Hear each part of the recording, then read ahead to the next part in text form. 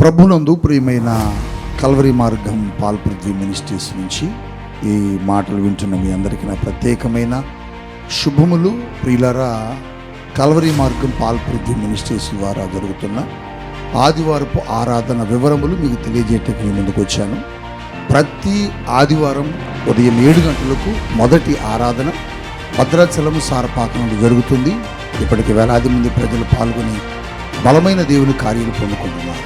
అలాగని రెండవ ఆరాధన హైదరాబాద్ సికింద్రాబాద్ జంట నగరాల్లో ఉన్న తార్నాక అనబడే ప్రాంతంలో ఈ ఆరాధన జరుగుతుంది.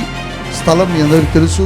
తార్నాక మెట్రో స్టేషన్ దగ్గర సన్మన్ హోటల్ ప్రక్కన ప్రెసిడెంట్ కన్వెన్షన్ ఏసీ ఫంక్షన్ హాల్లో ఇప్పటికి ఈ ఆరాధనకు వేలాది మంది ప్రజలు పాల్గొని దైవ కార్యాలు పొందుకుంటున్నారు, అద్భుతాలు పొందుకుంటున్నారు, స్వస్థతలు పొందుకుంటున్నారు, దేవుని ఆత్మచేత దాకపడుతున్నారు.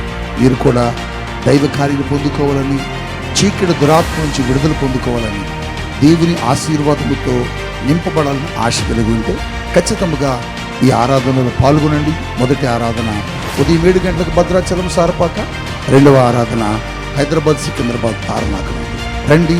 మీ కుటుంబాలను దేవుడు ఆశీర్వదించబోతున్నాడు. హైదరాబాద్లో సాయంత్రం 6 గంటలకు జరుగుతుంది ఆరాధన. కుటుంబాలతో రండి. Praise the lord. గుంటూరు మరియు పరిసర ప్రాంత దేవుని ప్రజలారా, మీ అందరికీ ముఖ్యమైన గమనికండి. పాల్పృథ్వీ మినిస్ట్రీస్ నుండి ప్రతి నెల గుంటూరు పట్టణంలో 3వ మంగళవారం పరిశుద్ధాత్మ తైల అభిషేక ఆరాధన జరగడం మీ అందరికీ తెలిసిన విషయమే. మరి ఈ మే మాసంలో జరగవలసిన ఆరాధన 4వ మంగళవారానికి మార్చడం జరిగింది. కొన్ని అనివార్య కారణాల వల్ల ఈ ఆరాధనను మేము చేంజ్ చేయాల్సి వచ్చిందండి. మరి 3వ మంగళవారం జరగవలసిన ఆరాధన 4వ మంగళవారం జరుగుతుంది. అనగా మే 26వ తారీఖు ఉదయకాలం ఈ ఆరాధన జరగబోతుంది. ఈ ఆరాధన స్థలము లూథరన్ ప్రేయర్ హాల్, కన్నవారి తోట, 3 బొమ్మల సెంటర్.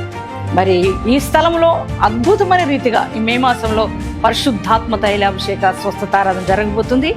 మీరందరూ మీ కుటుంబాల సమేతంగా పాల్గొనండి. బలమైన దేవుని సన్నిధిని ప్రజలు అనుభవించబోతున్నారు. దైవ కార్యాలు జరగబోతున్నాయి. శక్తివంతమైన ఆరాధన జరగబోతుంది. మరి జీవితాలను మార్చి వాక్య సందేశం పరిశుద్ధాత్మ దేవుడు అందించబోతున్నారు కనుక మీ కుటుంబాలతో కలిసి రండి, దైవ దీవెనలు పొందుకోనండి.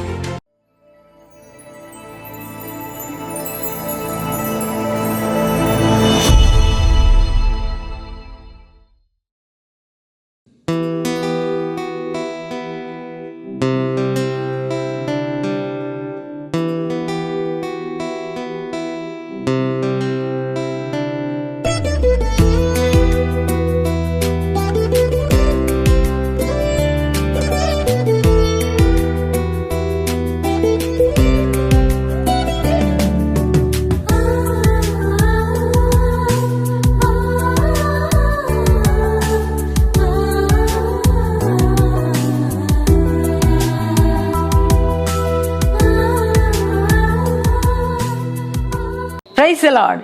యేసుతో ప్రతిదినం అనే ఆధ్యాత్మిక కార్యక్రమానికి మిమ్మల్ని అందరినీ కూడా ప్రేమతో ఆహ్వానిస్తూ మీ అందరికీ నా హృదయపూర్వక వందనాలు తెలియజేస్తున్నాను. ప్రియ దేవుని బిడ్డలారా, ఎలా ఉన్నారు?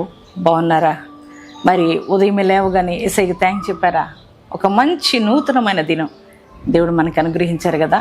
నిజంగా అండి, మనకంటే గొప్పవారు, బలాఢ్యులు, మరి జ్ఞానవంతులు, ఐశ్వర్యవంతులు ఈ దినం చూడలేకపోయారు. కానీ ఈరోజు నువ్వు నేను మనం బ్రతుకున్నామంటే అది కేవలం యేసయ్య కృపే కదా. అందుని బట్టి యేసయ్యకి థ్యాంక్స్ చెప్పారా? మీరందరూ థ్యాంక్స్ చెప్పారని నేను నమ్ముతున్నానండి. అలాగే మరి ప్రతిదినం దేవుడు తన వాక్కును పంపి మనతో మాట్లాడుతూ మనల్ని ఎంతగానో బలపరుస్తున్నారు కదా. ఈరోజు కూడా శ్రేష్టమైన వాగ్దానం ప్రభు మనకి ఇచ్చారు. ఆ వాగ్దానం ఏంటో చదువుకుందాం. యెషయా గ్రంథము 51వ అధ్యాయము 11వ వచనం చివరి భాగాన్ని చదువుకుందామండి. దుఃఖమును నిట్టూర్పును తొలగిపోవును. Praise the Lord. ప్రియ దేవుని బిడ్డలారా, ఎంత చక్కటి శ్రేష్టమైన వాగ్దానం ప్రభు మనకి ఇస్తున్నారండి. ప్రభు అంటున్నారు, దుఃఖము మరి నీ నిట్టూర్పులు తొలగిపోతాయని. నిజంగా మనిషి జీవితంలో ఎన్నో ప్రతికూలమైన పరిస్థితులను బట్టి దుఃఖపడుతూ ఉంటాం కదండి. ఒక మనిషి దుఃఖపడడానికి కారణం అనేకములండి. నిజంగా వస్తున్న ఆర్థిక పోరాటాలు కావచ్చు, రోగాలు కావచ్చు, నిందలు కావచ్చు, సమస్యలు కావచ్చు, అలాగే మానసిక ఒత్తిడి కావచ్చు, అలాగే భర్త వలన ఇబ్బందులు కావచ్చు, అత్తమామల వలన ఇబ్బందులు కావచ్చు, అలాగే బిడ్డల వలన సమస్యలు కావచ్చు. ఏదో ఒక విషయాన్ని బట్టి ప్రతి మనిషి దుఃఖపడుతున్న పరిస్థితులు కనబడుతున్నాయి. అంటే జీవితంలో సంతోషమే లేని పరిస్థితులు కనబడుతూ వస్తున్నాయి కదండి. ఎవరు చూసినా మరి పైకేదో నవ్వుతున్నారు కానీ హృదయం అంతా కూడా దుఃఖమే, కన్నీళ్ళే.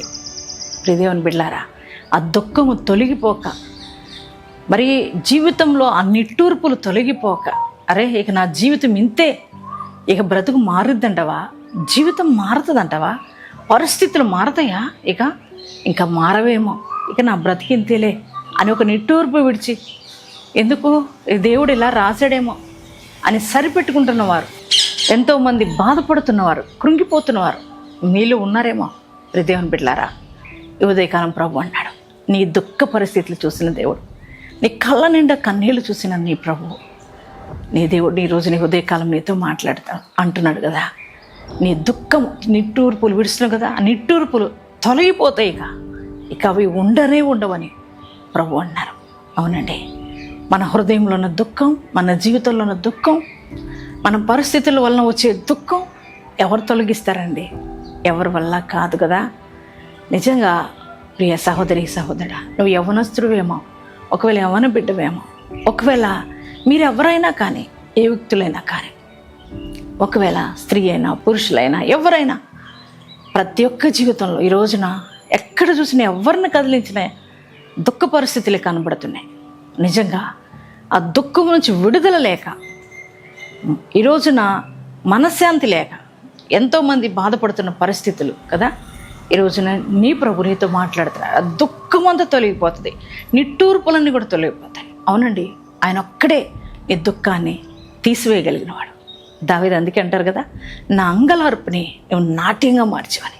ఎస్, అవునండి, మన అంగలార్పును, మన దుఃఖాన్ని నాట్యంగా మార్చగలిగిన వాడు, మన జీవితంలో సంతోషాన్ని ఇవ్వగలిగిన వాడు మనం ఆరాధిస్తున్న యేసయ్య ఒక్కడేనండి. ఆయన ఈ ఉదయకాలం నీతో మాట్లాడుతున్నారు. నీ దుఃఖం అంతా తీసేస్తున్నా, నీ నిట్టూర్పులన్నీ తీసేస్తున్నా, ఇక అవి తొలగిపోతున్నాయి, అవి ఉండవు నీ జీవితంలో అని ప్రభు చెప్తున్నాడు కదా. ప్రియదేవుని బిడ్డ, అవును, నీ ప్రతికూలమైన పరిస్థితులు, నీ జీవితంలో ఏ యొక్క పరిస్థితులు దుఃఖాన్ని కలిగించాయో అవన్నీ కూడా తొలగిపోతున్నాయి. నీ జీవితంలో ఆనందాన్ని, సంతోషాన్ని నా ప్రభు దయచేస్తున్నాడు. దుఃఖ వస్త్రాలు తొలగిపోతున్నాయి, సంతోషాన్ని నా దేవుడు నీకు ఇస్తున్నాడు. కాబట్టి ఈ వాగ్దానాన్ని బట్టి ధైర్యం తెచ్చుకో. యేసయ్య ఇంత శ్రేష్టమైన వాగ్దానం నాకు ఇచ్చినందుకు వందనాలని చెప్పండి. ఈ వాగ్దానం ఎత్తిపట్టి ప్రార్థించండి. అలాగే ఈ వాగ్దానాన్ని మీ బంధువులకు, స్నేహితులకు షేర్ చేయండి. ఎంతమంది ఈ వాగ్దానాన్ని రిసీవ్ చేసుకున్నారో మీ అందరి జీవితాల్లో ఈ వాగ్దానం నెరవేర్చబడును గాక. కలిసి ప్రార్థన చేసుకుందామండి అందరం. థ్యాంక్ యూ ఫాదర్, పరిశుద్ధుడా, మహోన్నతుడా, నీకు వందనాలు తండ్రి. ఈరోజు మీరు ఇచ్చిన శ్రేష్టమైన వాగ్దానం కొరకే నీకే కృతజ్ఞతలు, వందనాలు దేవా. దుఃఖము నిట్టూర్పు తొలగిపోతాయని వాగ్దానం ఇచ్చావు తండ్రి. నాయన, ఈ వాగ్దానం వింటున్న బిడ్డల అందరి జీవితాలను మీరు జ్ఞాపకం చేసుకోండి దేవా.